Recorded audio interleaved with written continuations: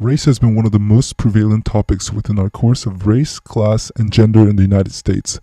Because of this, we decided to take what we've learned about race and racism and see if it matched up to what other students outside of our class had to say. 16 separate interviews were conducted with students of varying race, gender, age, and major. The students that we interviewed were students that we either knew personally or knew through a friend. We did this to ensure trust and openness for responses to questions. Our interviewees were asked a series of questions concerning race and their personal experiences surrounding it. We've condensed over 2.5 hours of footage to show how students' responses aligned with Silva's frame of colorblind racism, as well as some of the other topics we've covered, such as white privilege and systemic racism. All students gave consent to be interviewed and were not required to answer any questions they felt uncomfortable with. These are our findings.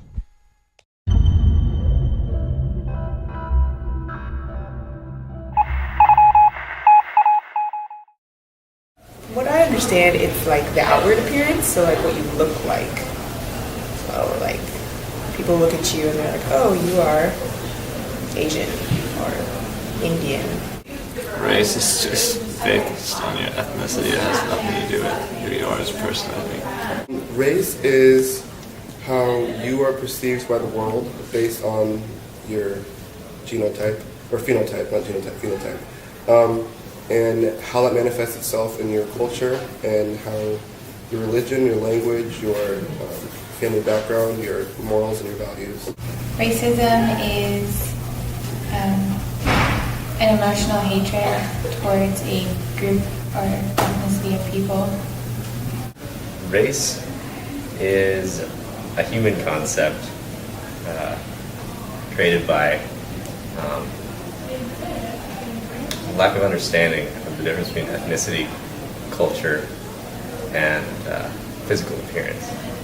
I think it's just, like all different cultures and each of their own cultures, expressing themselves, according to their religion. Racism is when you're discriminated for those differences because you look different, because you came from a different place, just being separated because of what you look like. Race, to me, connotates more physical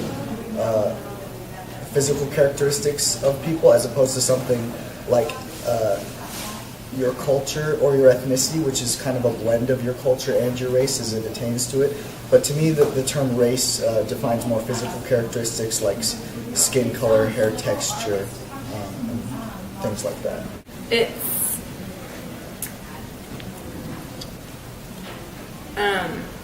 I don't know, I think it's treating people differently based on the way that they look, based on the way that their cultures are, and where they're from, in a negative way. For me, race is a very weird term because it seems like that it's a definition of where you come from. I'm still kind of confused on that part because I guess my race is considered as black, even though my ethnicity is two things, but I still stick with black. So I guess it just means what culture that I'm grown up with and what color my skin is. So I guess black's just where I come from and my culture.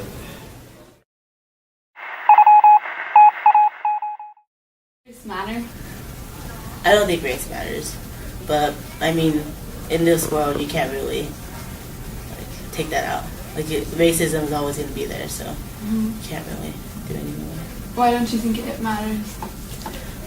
Because everybody's pretty much the same. Of course, we have different personalities, but I don't think race should be a factor into who you like or even who you are.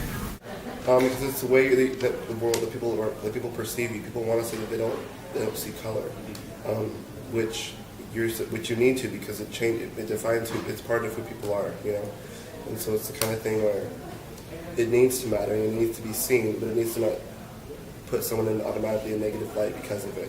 You need to not treat someone differently. So I think it matters because it's there and it's obvious and it's one of the first things you notice about a person. And there are prejudices and biases and positive and negatives that go along with people's first impression of you based on your race. Your race definitely matters. It's because people come from different places and have different interpretations of words or gestures, and you have to know how to say stuff and how to act around people of different cultures. Nope. Why not? Because you can't control how you've been born. Like, you're still a person. I don't know if race itself matters, but because race is tied to culture and ethnicity, yes. And it's not because race inherently matters. We are all equal in that sense. In our races and how we are valued, we all should be valued equally. But it matters because we are different. These things bring different things to the table.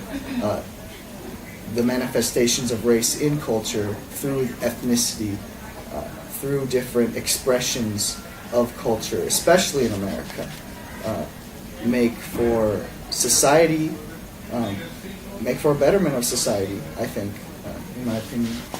So it does matter. It matters to the history of this country, of the world. And that's one of the unique things about America, that we get to see how it does matter, in both the good and bad ways. Yeah, because people try to ignore it, and then that causes problems. Yeah. Why? Because they're like, oh, like everyone's the same, and everyone's not the same. And then people get ignored who shouldn't be ignored, and people get hurt who shouldn't be hurt, because people are just trying to smooth it all over. But it doesn't work, because some people started behind, some people started ahead.